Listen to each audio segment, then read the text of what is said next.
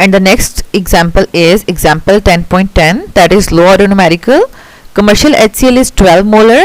Calculate the mass percent of HCl. Students, इसमें हमने mass percent find out करना है. mass percent क्या होता है हमारे पास? weight by weight, means कि weight of solute को आपने weight of solution से divide करना है, ठीक है. लेकिन अब हमारे पास mass of solute कितना है या mass of solution कितना है, ठीक है. तो उसमें हमारे पास एक तो मोलैरिटी दी हुई है, ठीक है. मोलैरिटी कितनी है? 12 मोलर. और दूसरा हमें डेंसिटी दी हुई है. तो इनको यूटिलाइज करते हुए हमने इंफॉर्मेशन कलेक्ट करनी है, ठीक है. और फिर हमने मास परसेंट फाइंड आउट करना है. मास परसेंट का फॉर्मूला हमारे पास ये है, मास of solute divide by mass of solution. Students, यहाँ पर हम देख लेते हैं कि हमें डेंसिटी क्या इंफॉर्मेशन दे रही है. डेंसिटी के अकॉर्डिंगली स्टूडेंट्स हमारे पास 1 क्यूबिक सेंटीमीटर सोल्यूशन में 1.17 ग्राम HCl होना चाहिए, ठीक है. और अगर हमारे पास 1000 क्यूबिक सेंटीमीटर की बात करें, दैट मीन्स 1 डेसीमीटर क्यूब. तो आप इसको 1000 से मल्टीप्लाई कर लेंगे and the answer will B 1170 grams of HCl, ठीक है. अब हमें डेंसिटी क्या बता रही है? डेंसिटी से हमने देख लिया. अब मोलैरिटी क्या बता रही है? स्टूडेंट्स, ये मोलैरिटी का फॉर्मूला लिख लिया मैंने, और यहाँ से भी हमने mass of solute find out करना है. डेंसिटी से भी हमने 1 क्यूबिक डेसीमीटर में सॉल्यूट का मास फाइंड आउट किया है. मोलैरिटी में भी हम यही करेंगे, 1 क्यूबिक डेसीमीटर में मास ऑफ सॉल्यूट कितना है. दोनों से ही हमने mass of solute find out करना है, ठीक है. तो यहाँ पर हमारे पास mass of solute find out करना है. तो मोलैरिटी के साथ मोलर मास और वॉल्यूम जो है वो मल्टीप्लाई हो जाएंगे स्टूडेंट्स. तो यहाँ पर हमारे पास 12 मोलर मोलैरिटी है. मोलर मास HCl का होता है 36.5 और वॉल्यूम 1 क्यूबिक डेसीमीटर है. तो इसका आंसर आ जाएगा हमारे पास 438 ग्राम्स ऑफ HCl, ठीक है. तो अब ये देखें, हमारे पास डेंसिटी के अकॉर्डिंगली 1 क्यूबिक डेसीमीटर में 1170 ग्राम्स HCl होने चाहिए, लेकिन मोलैरिटी के अकॉर्डिंग 438 ग्राम्स हैं, ठीक है. इसी को हमने जो है वो परसेंटेज प्योरिटी फाइंड आउट करनी है, जिसको हम मास परसेंट B कहते हैं. इसी से हमने परसेंटेज प्योरिटी फाइंड आउट करनी है, जिसको हम मास परसेंट B कहते हैं. 438 grams of HCl in 1170 grams of HCl solution, ठीक है. तो ये हमारे पास आंसर आ जाएगा 37.44%, ठीक है. स्टूडेंट्स, ये हमारे पास होल न्यूमेरिकल आपको नज़र आ रहा है. स्टूडेंट्स, ये हाई ऑर्डर न्यूमेरिकल है क्योंकि इसमें डायरेक्टली इंफॉर्मेशन नहीं दी हुई. डेंसिटी और मोलैरिटी दोनों से इंफॉर्मेशन एक्सट्रैक्ट करनी है. डेंसिटी क्या कह रही है, ठीक है, 1 क्यूबिक सेंटीमीटर में कितना HCl है, और फिर देन 1000 में, ठीक है. फिर मोलैरिटी हमें मास के बारे में क्या इंफॉर्मेशन दे रही है, मास ऑफ HCl के बारे में. दोनों से कलेक्ट करके हम फॉर्मूला में पुट करेंगे. That's why it is high order numerical, और इसकी आपको बहुत ज़्यादा प्रैक्टिस करनी है. Next is example 10.11, low order numerical. 250 cubic centimeter of 2 molar sodium hydroxide is mixed with 250 cubic centimeter of water, ठीक है. Calculate the molarity of the resulting solution. तो स्टूडेंट्स, इसमें क्या है कि ऑलरेडी जो हमारे पास सोल्यूशन था, ठीक है, यानी यहाँ पर हमारे पास स्टूडेंट सबसे पहले इसमें ये आप देख लें कि हमारे पास एक बीकर है, ठीक है. उसमें हमने 250 क्यूबिक सेंटीमीटर जो है वो सोल्यूशन लिया हुआ है, और उसकी मोलैरिटी है 2 मोलर, ठीक है. और उसमें अब हम वाटर ऐड करें. क्या ऐड करें? वाटर ऐड करें, ठीक है. वाटर ऐड करने के बाद वो हमारे पास उसका, और वाटर कितना ऐड करें? 250 क्यूबिक सेंटीमीटर, ठीक है. तो टोटल अब हमारे पास वाटर ऐड करने के बाद उसका जो वॉल्यूम हो गया है वो 500 हो गया. रिजल्टिंग सोल्यूशन कितना है? 500 क्यूबिक सेंटीमीटर. और इसकी मोलैरिटी फाइंड आउट करनी है आपने, ठीक है. ये इस तरीके से है, मतलब फर्स्ट सोल्यूशन का आपको वॉल्यूम और मोलैरिटी पता है, और सेकंड का वॉल्यूम पता है, मोलैरिटी फाइंड आउट करनी है. तो ये सिंपल आपके पास डाइल्यूशन इक्वेशन से ये क्वेश्चन सॉल्व होगा. इसको हम डाइल्यूशन इक्वेशन क्यों कहते हैं? क्योंकि हम जो ऑलरेडी सोल्यूशन है उसमें वाटर डाल के उसको हम डाइल्यूट कर रहे होते हैं, ठीक है. तो इस वजह से हम इसको डाइल्यूशन इक्वेशन भी कहते हैं। अब इसमें हमें सेकंड सोल्यूशन की मोलैरिटी फाइंड आउट करनी है, मतलब M2 फाइंड आउट करना है। तो इसको हम इक्वेशन को अरेंज कर लेंगे इस तरीके से, ठीक है। और इसमें हम वैल्यूज़ पुट करेंगे। 2 मोलर पहले सोल्यूशन का मोलैरिटी थी और उसका वॉल्यूम था 250 क्यूबिक सेंटीमीटर, ठीक है।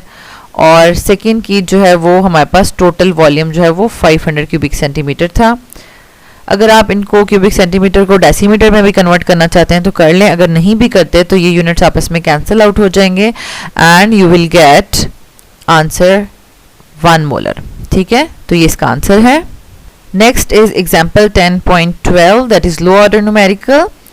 What are the partial pressures of benzene and toluene, ठीक है। पार्शियल प्रेशर्स हमें फाइंड आउट करने हैं और उनका बेंजीन का सिर्फ मोल फ्रैक्शन दिया हुआ है 0.6, और जब पार्शियल प्रेशर हम फाइंड आउट कर लेंगे तो उसके बाद हम उनका टोटल वेपर प्रेशर भी काउंट करेंगे, ठीक है। तो वो तो इजी हो जाएगा, पार्शियल प्रेशर्स दोनों को ऐड कर देंगे तो टोटल फाइंड आउट करना डिफिकल्ट नहीं है, ठीक है।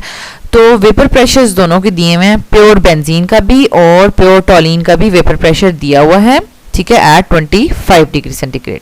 तो स्टूडेंट्स इसमें देखें पार्शियल प्रेशर, जो Dalton's law of partial pressure है उसकी इक्वेशन हमारे पास गिवन है कि वो अगर आपको फाइंड आउट करना है पार्शियल प्रेशर तो आपको मोल फ्रैक्शन पता होनी चाहिए और प्योर वेपर प्रेशर भी पता होना चाहिए। प्योर वेपर प्रेशर तो गिवन है दोनों का, ठीक है। दोनों का एक्चुअल में हमने मोल फ्रैक्शन फाइंड आउट करना है, तो ठीक है मोल फ्रैक्शन भी फाइंड आउट हो जाएगा। वो किस तरीके से कि हमें यहाँ पर बेंजीन का तो मोल फ्रैक्शन गिवन है, ठीक है। अगर हम बेंजीन को x1 कह देते हैं, ये बेंजीन है और ये टॉलिन है, क्योंकि जितने भी कंपोनेंट्स होंगे अगर हम उनका मोल फ्रैक्शन ऐड करें, ठीक है, तो वो 1 के इक्वल आना चाहिए। अगर 3 हमारे पास कंपोनेंट्स हैं एक सोल्यूशन में, ठीक है, तो उन तीनों के मोल फ्रैक्शंस को ऐड किया जाए तो आंसर 1 आएगा, ठीक है। ये बात समझ आ गई है? जितने भी कंपोनेंट्स होंगे सोल्यूशन में उन तमाम के मोल फ्रैक्शन का आंसर हमेशा 1 के इक्वल आता है। तो यहाँ पर हमारे पास सिर्फ 2 ही हैं, benzene and टॉलिन।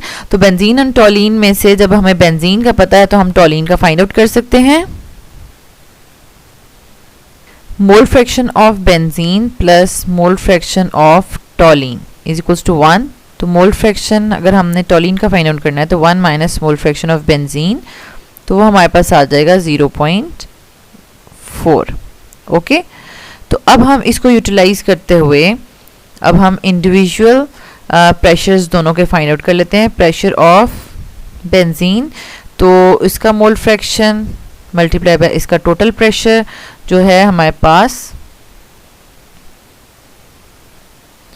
Mole fraction of benzene जो है वो 0.6 है और उसका total pressure 95.1 millimetre of mercury है and the answer is 57.1 okay millimetre of mercury. Units वही होंगे। इसी तरीके से स्टूडेंट्स हम टॉलिन का जो है वो पार्शियल प्रेशर फाइंड आउट कर लेंगे। टॉलिन का मोल फ्रैक्शन इनटू उसका प्योर वेपर प्रेशर। टॉलिन का हमारे पास है 0.4 और उसका वेपर प्रेशर है हमारे पास 28.4 and the answer will B 11.4 millimetre of mercury. Okay students, और अब टोटल तो हम फाइंड आउट कर ही सकते हैं 57.1 प्लस 11.4, तो जो टोटल प्रेशर आ जाएगा हमारे पास वो आ जाएगा 68.5 millimetre of mercury. Students units जो हैं वो आप मस्त लिखा करें। ये बहुत ही सिंपल क्वेश्चन था, इसमें जस्ट आपको पार्शियल प्रेशर फाइंड आउट करने का फॉर्मूला आना चाहिए जो Dalton's law of partial pressure में आपने पढ़ा था। स्टूडेंट्स नेक्स्ट क्वेश्चंस हमारे पास जो है वो कॉलिगेटिव प्रॉपर्टीज ऑफ सॉल्यूशन से रिलेटेड हैं। कॉलिगेटिव प्रॉपर्टीज होती क्या हैं कि फॉर एग्जांपल अगर हमारे पास एक वाटर है, ठीक है, हमने उसमें वाटर बीकर में लिया हुआ है, उसका बॉइलिंग पॉइंट जो है वो 100 डिग्री सेंटीग्रेड होता है, ये आपको पता है, ठीक है। लेकिन अगर हम उसमें कोई सॉल्यूट ऐड कर देते हैं, जैसे हमने सॉल्ट ऐड कर दिया, तो जो सॉल्ट के आपने पार्टिकल्स इसमें ऐड किए हैं तो वो इसके सरफेस को भी ऑक्यूपाई कर लेते हैं, जिसकी वजह से इसका बॉइलिंग पॉइंट लो हो जाता है। इसका वेपर प्रेशर लो हो जाता है और बॉइलिंग पॉइंट इंक्रीज हो जाता है। इसको हम डिटेल में पढ़ेंगे। तो यहाँ से सॉल्यूट ऐड करने से बॉइलिंग पॉइंट एलिवेट कर जाता है, जैसे 1.2 या 3 हो जाएगा, एलिवेट कर जाएगा, ठीक है। और इन कॉलिगेटिव प्रॉपर्टीज़ में वो तमाम प्रॉपर्टीज़ आती हैं जो नेचर ऑफ सॉल्यूट पे डिपेंड नहीं करती। मतलब आप अगर solute 1 mole of sugar add करेंगे, ठीक है, तो भी उतना ही बॉइलिंग पॉइंट इंक्रीज करेगा, ठीक है। एलिवेशन इन बॉइलिंग पॉइंट उतना ही आएगा जितना 1 मोल ऑफ आप सॉल्ट ऐड करेंगे, ठीक है। शुगर ऐड करें या सॉल्ट ऐड करें, कुछ भी ऐड करें, अगर वो 1 मोल है, उनकी क्वांटिटी इक्वल है, नंबर इक्वल है, नंबर ऑफ मॉलिक्यूल्स इक्वल हैं, तो सेम इंक्रीज या डिक्रीज इन द प्रॉपर्टी आपको शो होगा, ठीक है। तो इस तरह से कॉलिगेटिव प्रॉपर्टीज कौन सी प्रॉपर्टीज हो गई? That depends only on the number of particles, ठीक है। नेचर ऑफ पार्टिकल्स पे डिपेंड नहीं करती, साइज ऑफ द पार्टिकल्स पे डिपेंड नहीं करती। तो स्टूडेंट्स हम यहाँ पर हमारे पास 3 हम कॉलिगेटिव प्रॉपर्टीज डिस्कस कर रहे हैं according to the reduced syllabus. Lowering of vapour pressure, ठीक है, वेपर प्रेशर कम हो जाता है सॉल्यूट ऐड करेंगे तो उसका फॉर्मूला यही है, ठीक है। और इसमें जो आपको कलर्ड में नजर आ रहे हैं, यानी कितना लोअरिंग ऑफ वेपर प्रेशर हुआ है या molecular mass of the solute, यानी आप अगर कोई अननोन सॉल्यूट डाल रहे हैं, ठीक है, तो उसका आप मॉलिक्यूलर वेट फाइंड आउट कर सकते हैं, जिससे आप सॉल्यूट को भी फाइंड आउट कर सकते हैं कि कौन सा सॉल्यूट ऐड हुआ है, ठीक है। जब आपको मॉलिक्यूलर मास पता चल जाएगा तो आपको उस सॉल्यूट का भी पता चल जाएगा। और यहाँ पर जो है वो प्योर वेपर प्रेशर जो है वो मल्टीप्लाई हो रहा है, ठीक है। इसी को आप मॉलिक्यूलर वेट के लिए भी अरेंज कर सकते हैं, जस्ट इन दोनों की पोजीशन डिफरेंट हुई है, बाकी आप देख सकते हैं W2/W1, ठीक है। अब ये जो 2 का सब्सक्रिप्ट है ये सॉल्वेंट के लिए यूज होता है, 1 सब्सक्रिप्ट जो है वो सॉल्वेंट के लिए यूज होता है, ठीक है, सॉल्वेंट, और 2 जो है वो सॉल्यूट के लिए यूज होता है, ठीक है। मींस कि ये M2 का मतलब है मॉलिक्यूलर मास ऑफ सॉल्यूट, ठीक है, और इसका क्या मतलब है? वेट या मास ऑफ द सॉल्यूट, ठीक है। और W1 का क्या मतलब है? मास ऑफ द सॉल्वेंट, ठीक है, मास ऑफ द सॉल्वेंट को W1 से शो किया। नेक्स्ट जो है property elevation in boiling point elevate कर जाता है, उसमें आप इस तरह से इसका फॉर्मूला नोट डाउन कर सकते हैं, W2/W1 उसी तरीके से है, यहाँ पर मल्टीप्लाई बाय 1000 हो रहा है, और M2 भी आपको उसी जगह पे नज़र आ रहा है। अब ये चीज़ें आपको नोट डाउन करनी है कि एलिवेशन मींस चेंज या इंक्रीज इन बॉइलिंग पॉइंट जो है वो किसके डायरेक्टली प्रोपोर्शनल है? कांस्टेंट के, मोलल बॉइलिंग पॉइंट कांस्टेंट के डायरेक्टली प्रोपोर्शनल है, ठीक है। और इसी को आप molecular mass of the solute find out करने के लिए इस फॉर्मूले को अरेंज कर सकते हैं। Next is depression in freezing point, और यहाँ पर आप डिप्रेशन इन फ्रीजिंग पॉइंट की इक्वेशन लिखेंगे, और जिसके लिए KF है मोलल फ्रीजिंग पॉइंट कांस्टेंट, ठीक है। और बाकी W2/W1 उसी तरीके से है, 1000 भी उसी तरीके से है, और इसी क्वेश्चन को आप मॉलिक्यूलर मास ऑफ सॉल्यूट के लिए भी अरेंज कर सकते हैं। तो स्टूडेंट्स ये सिंपल से फार्मूलाज हैं, अगर आपको ये फार्मूलाज याद हो जाते हैं, ठीक है, मोस्टली M2 फाइंड आउट करने के लिए आता है, या फिर आपके पास बॉइलिंग पॉइंट या फ्रीजिंग पॉइंट कैलकुलेट करने के लिए आता है। जब भी आपसे बॉइलिंग पॉइंट पूछा जाए तो आपने ये फार्मूला लगाना है, ठीक है, या फ्रीजिंग पॉइंट पूछा जाए तो ये फार्मूला लगाना है, ठीक है। और अगर मॉलिक्यूलर मासेस पूछी जाएं तो आप इनमें से कोई फार्मूला चूज करेंगे अकॉर्डिंग टू द डाटा। अगर वेपर प्रेशर की बात हो रही है तो मॉलिक्यूलर मास इस तरीके से फाइंड आउट होगा, बॉइलिंग पॉइंट की बात हो रही है तो इस फार्मूले से, फ्रीजिंग पॉइंट की बात हो रही है तो इस फार्मूले से हम फाइंड आउट करेंगे। Okay students, let's start the questions. Example 10.2 low order numerical, क्योंकि डायरेक्टली ये सॉल्व होंगे। When 103 grams of an organic compound, अब ये आपको mass of the organic compound, यानी organic compound हमें नहीं पता कौन सा है, वो हमने उसका molecular mass find out करना है, ठीक है। तो 106.3 आपके पास क्या है? mass of the organic compound dissolved in 863 grams of benzene, तो ये आपके पास mass of the solvent है। The vapor pressure of the benzene is lowered from 98 to 86, तो ये था वेपर प्रेशर और इतना हो गया, ठीक है। तो इसका मतलब है कि वेपर प्रेशर कितना कम हुआ है, डेल पी, तो वो आप फाइंड आउट कर सकते हैं। 98.6 में से 86.7 माइनस करेंगे तो ये आपके पास आ जाएगा 11.9, ठीक है, तो डेल पी भी आपने फाइंड आउट कर लिया है। तो स्टूडेंट्स अब आप देख सकते हैं कि डाटा जो है वो डायरेक्टली पुट हो रहा है। ठीक है, डेल पी तो आपने फाइंड आउट किया ना, मींस के जो बेंजीन का एक्चुअल वेपर प्रेशर था वो 98.6 था। ठीक है, अब स्टूडेंट्स हम यहाँ पर वैल्यूज पुट कर देंगे। M1 जो है वो हमारे पास बेंजीन है, तो बेंजीन का मोलर मास हम लिख देंगे, दैट इज 78 ग्राम्स पर मोल है। ठीक है, और W2 जो है वो 106.3 है, और डेल P हमने फाइंड आउट किया था 11.9 टॉर, और W1 लिखा हुआ है 863.5, और मल्टीप्लाई बाय प्योर बेंजीन का वेपर प्रेशर जो है वो स्टार्ट वाला है 98.6 जो एक्चुअल था। तो स्टूडेंट्स यहाँ से आप देख सकते हैं कि ये सारे के सारे वैल्यूज़ आपको डायरेक्टली दी हुई थी। ठीक है, आपने simple del P find out किया। ठीक है, 98.6 से 86.7 तक डिक्रीज हुआ vapour pressure, and the answer is 79.56 grams per mole. Okay students, तो ये फॉर्मूला बस आपको आना चाहिए, तो आप इजीली सॉल्व कर लेंगे। Next is example 10.13 low order numerical. इसमें भी स्टूडेंट्स आपको जो है वो फॉर्मूला लिखना आ जाएगा, तो आप इजीली कर लेंगे। तो यहाँ पर बात हो रही है बॉइलिंग पॉइंट की। ठीक है, तो if 4.5 grams of cholesterol is added to 100 cubic centimeter of pure benzene at 5.5 degree centigrade, ठीक है, the temperature is rises to 6.07। तो अब देखिए पहले जो उसका टेम्परेचर था वो 5.5 था, और बॉइलिंग पॉइंट एलिवेट कर गया, टेम्परेचर राइज कर गया। ठीक है, तो the volume of the solution becomes 121.5 cubic centimeter, density भी दी हुई है। ठीक है, वॉल्यूम और डेंसिटी दी हुई है। ठीक है, calculate the molecular mass of cholesterol, K B molar boiling point constant दिया हुआ है स्टूडेंट्स। तो यहाँ पर हमारे पास देखिए हमने मॉलिक्यूलर मास फाइंड आउट करना है और बॉइलिंग पॉइंट की बात हो रही है। ठीक है, ये मोलर बॉइलिंग पॉइंट कांस्टेंट है, तो हमने उसी का फॉर्मूला लगाना है। ठीक है, उसका फॉर्मूला लगा रहे हैं स्टूडेंट्स। ये भी बहुत इजी क्वेश्चन है। अब हमने डाटा में जो जो भी चीज़ें दी हुई थी उसको हमने लिख लिया है। 4.5 ग्राम ऑफ कोलेस्ट्रॉल, कोलेस्ट्रॉल के लिए W2, मतलब ये W2 गिवन हो गया हमें। ठीक है, उसके बाद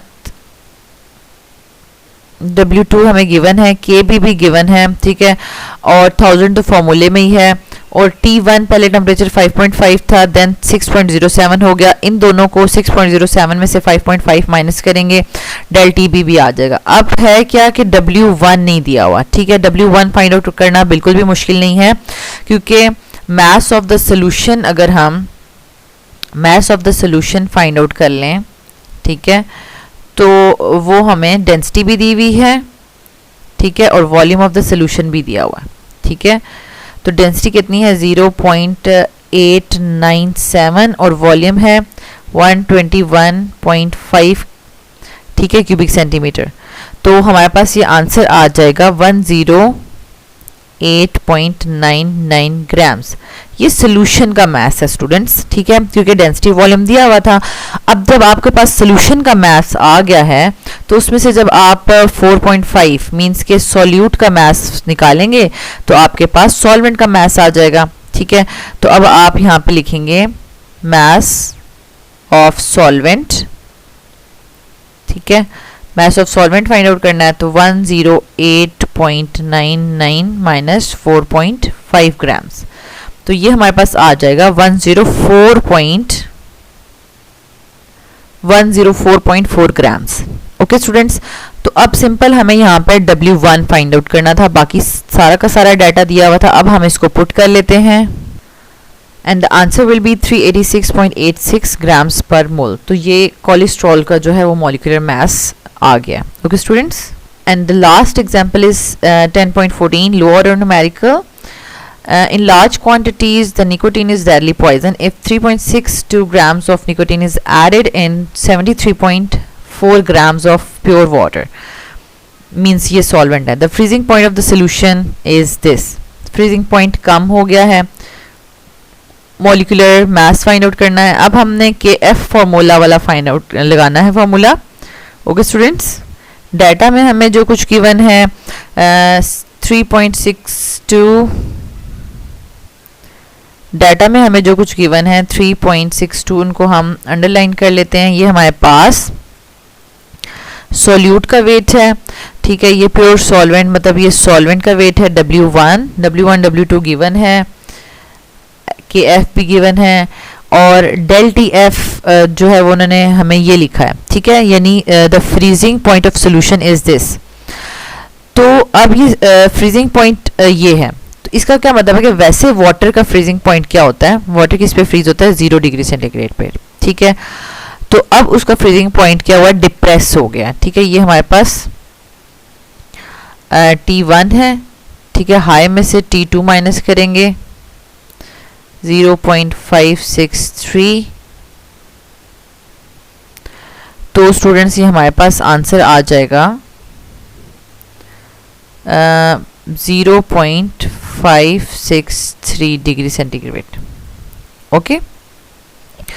तो देखें अब पहले वाटर का फ्रीजिंग पॉइंट 0 था और अब डिप्रेस होके -0.5 हो गया, तो हायर वैल्यू 0 है और लोअर वैल्यू -0.5 है, ठीक है। तो हायर में से लोअर वैल्यू माइनस की जाती है और डेल TF फाइंड आउट किया जाता है, ठीक है। हमेशा हायर में से लोअर वैल्यू माइनस करेंगे। तो फ्रीजिंग पॉइंट डेल TF के लिए हम T1 माइनस T2 करते हैं और डेल TB के लिए बॉइलिंग पॉइंट के लिए T2 माइनस T1 करते हैं, ठीक है, क्योंकि उसमें बॉइलिंग पॉइंट एलिवेट करता है, बढ़ता है। तो अब हमने 0.536 भी फाइंड आउट कर लिया और अब हम इसको पुट कर देते हैं।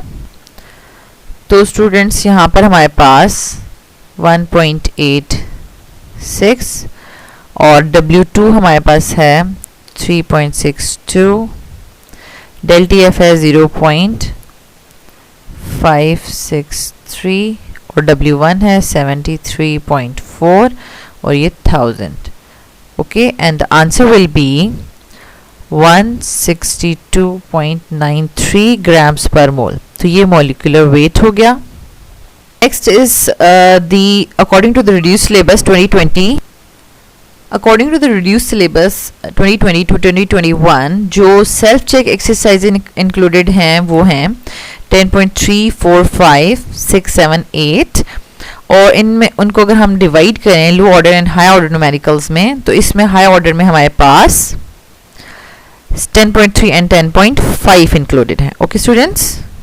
Let's solve them. Self check exercise 10.3 that is low order numerical, high order numerical, that is any fluid infused intravenously into an individual must be isotonic with the blood cells and blood plasma. Such infusions are either 5% dextrose or glucose or 0.9 normal saline solution होता है, ठीक है। saline मतलब salt water. The first solution is composed of 5 grams of glucose per 100 cubic centimetre, मतलब ये 5% है तो इसका ये मतलब होगा, ठीक है। 5 ग्राम्स को आपने 100 क्यूबिक सेंटीमीटर में डिसॉल्व किया है। तो यहाँ से आपको आइडिया हो जाना चाहिए कि ये आपके पास weight by volume percent solution है, क्योंकि सॉल्यूट का वेट है और बाकी सोल्यूशन का वॉल्यूम दिया हुआ है। And the other of 0.9 gram of NaCl per 100 cubic centimeter of solution. Calculate the molarity of these intravenous solutions. Students यहाँ पे हमें दोनों सॉल्यूशंस की मोलारिटी फाइंड आउट करनी है और ये बहुत इजी है और डायरेक्टली सॉल्व हो जाएगा क्योंकि यहाँ पर उन्होंने उनका मास दिया हुआ है, ठीक है। अगर हम ग्लूकोज सॉल्यूशन की बात करें और उसकी मोलारिटी फाइंड आउट करें ग्लूकोज सॉल्यूशन की, तो उसका मास दिया हुआ है 5 ग्राम सॉल्यूट दिया हुआ है और ग्लूकोज का जो मोलर मास होता है वो 180 ग्राम्स पर मोल होता है, ठीक है।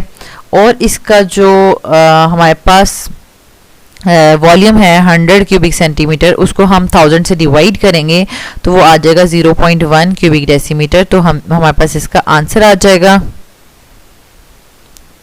That is 0.28 molar. Okay students, तो ये डायरेक्टली सॉल्व हो गया।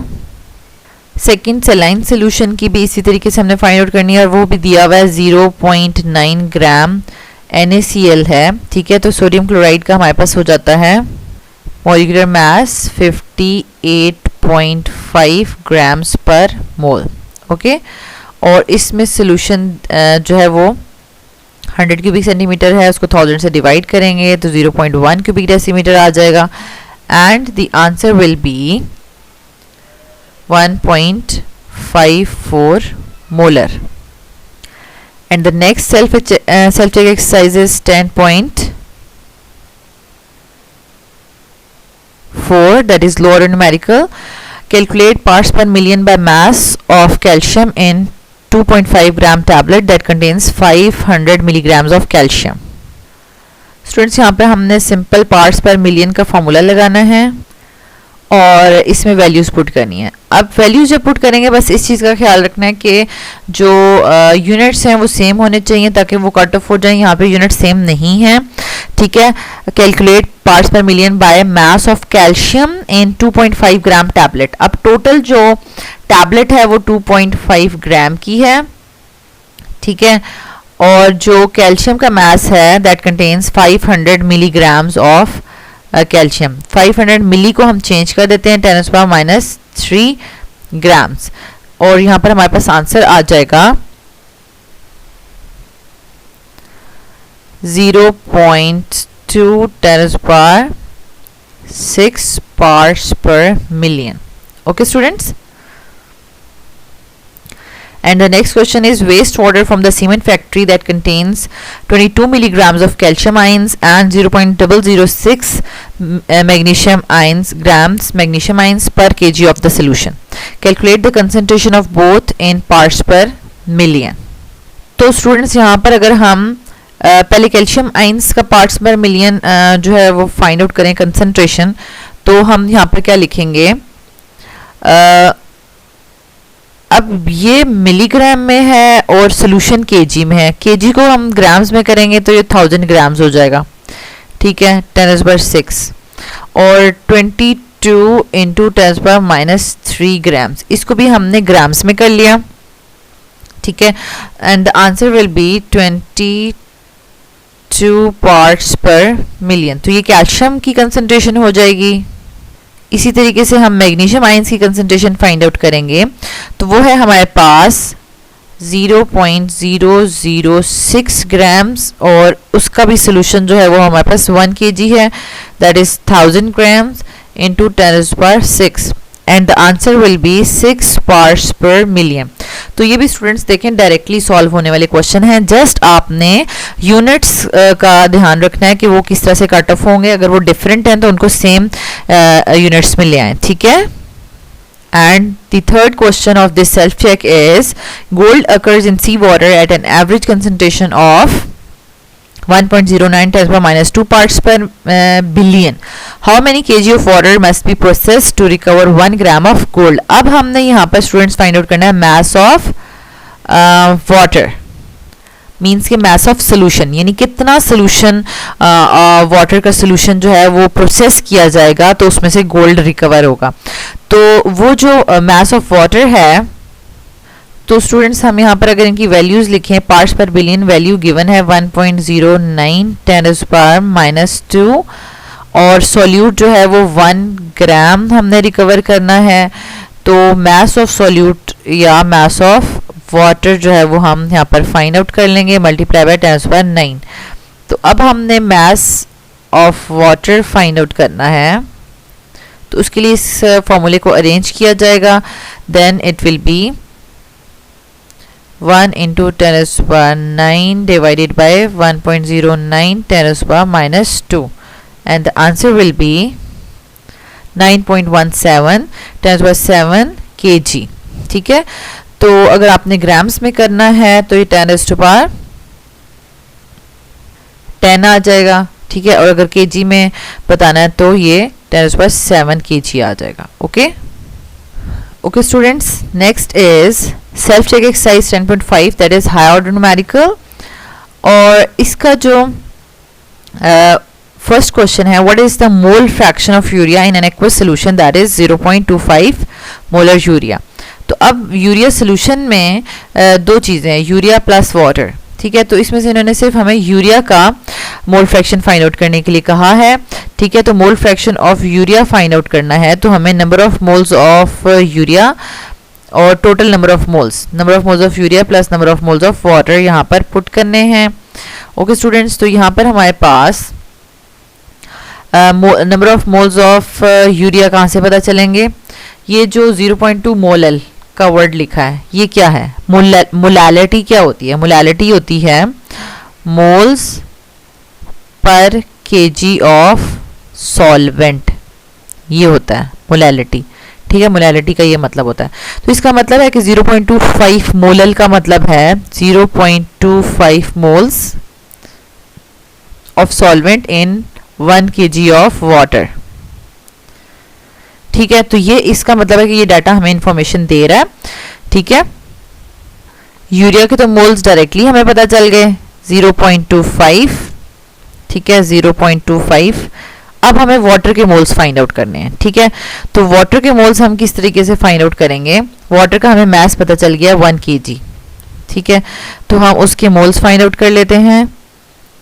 Moles of water 1 kg means 1000 grams पर 18 ग्राम्स पर मोल, तो वो हमारे पास आ जाएंगे 55.56 मोल्स। ठीक है, तो यहाँ पे हम 55.56 ऐड कर देते हैं, तो स्टूडेंट्स ये हमारे पास आंसर आ जाएगा 4.48 × 3। ठीक है, तो ये मोल फ्रैक्शन आ गया यूरिया का। ये भी सिंपल था, सिंपल आपने मोलैलिटी में से इंफॉर्मेशन कलेक्ट करके फॉर्मूला में पुट करनी थी। And the next question is an experimenter needs 25 cubic centimeter of 0.015 molar potassium hydroxide. What mass of potassium hydroxide he will dissolve to make this solution? तो simple आपने इसमें molarity का formula लगाना है। Students, इसमें simply हम values put कर देते हैं। मोलैरिटी 0.015 है, मास ऑफ सोल्यूट हमने फाइंड आउट करना है, मोलर मास 56 ग्राम्स पर मोल है, एंड वॉल्यूम को अगर हम क्यूबिक डेसीमीटर में हम लिखेंगे देन इट विल बी, इसको हमने 1000 से डिवाइड करना है, 0.025 क्यूबिक डेसीमीटर। ओके, तो मास ऑफ पोटेशियम हाइड्रोक्साइड क्या आ जाएगा? स्टूडेंट्स, इसको आप अरेंज कर लेंगे 0.021 grams. Okay, next is self check exercise 10.6, that is lower numerical.